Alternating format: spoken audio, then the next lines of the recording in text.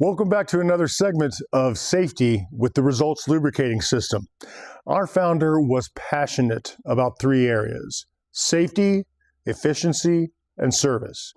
At Results Lubricating today, our system is dedicated to lubricate effectively and efficiently substation and transmission distribution, linkages, and switches. That's what we do here at Results Lubricating.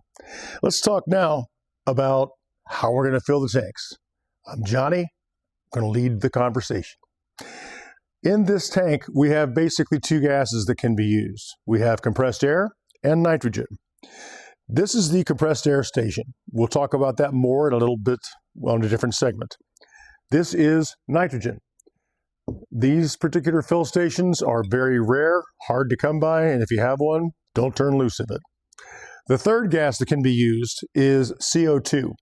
And at Results, we don't offer a CO2 station option. They are available. It's important to note that CO2 is filled by weight, and compressed air and nitrogen are filled by pressure. We never want to exceed 2,500 PSI in this tank. Now, the CO2 tank is a different animal. It is not this tank. It is designed especially for CO2, so you need to stay consistent with whatever system you decide.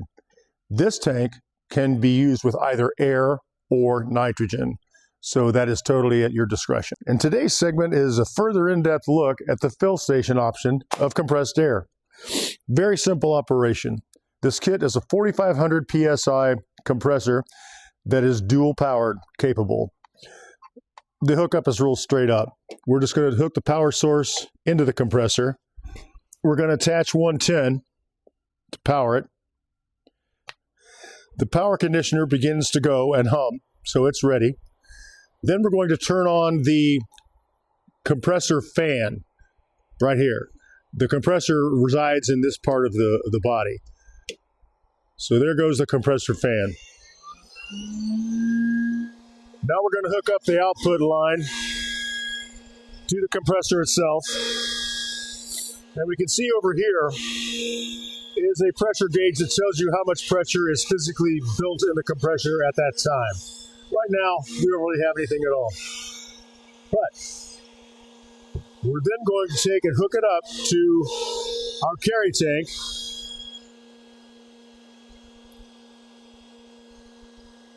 Also with a quick disconnect. So it's ready to go. And we're going to turn on the compressor. There it is. It will compress. It will fill the bottle over time. Frankly, it takes about 15 minutes when you're starting from dead zero to build pressure to fill the tank.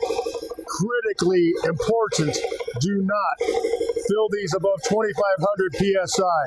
It's got a cap that will go at 3,000 PSI, but let's just, in the name of safety, fill only to 2,500 pounds per square inch. And we can see it right here. So that's how the AC part of this unit works. Now we're going to take it back down and show the DC side. We're doing the same thing in reverse. We're going to shut off the compressor.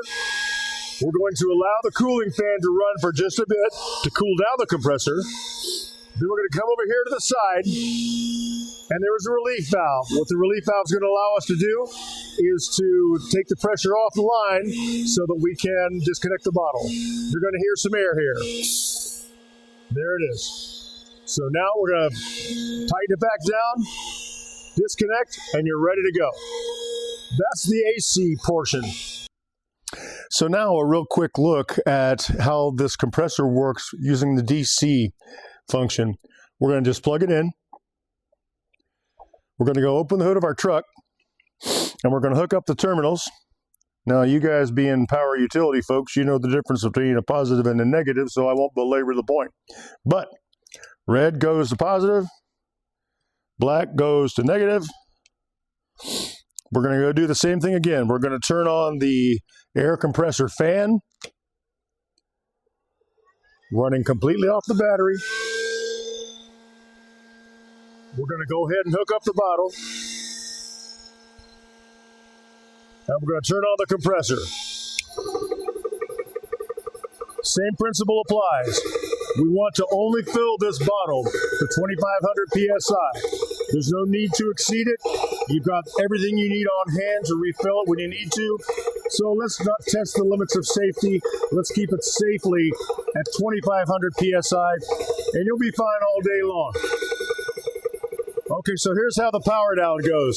First thing, after we've got our 2,500 PSI in the tank, it'll take about 15 minutes to do that. We're going to turn off the compressor. We're going to let the cooling fan run for just a little bit to cool the compressor down. Always a good idea.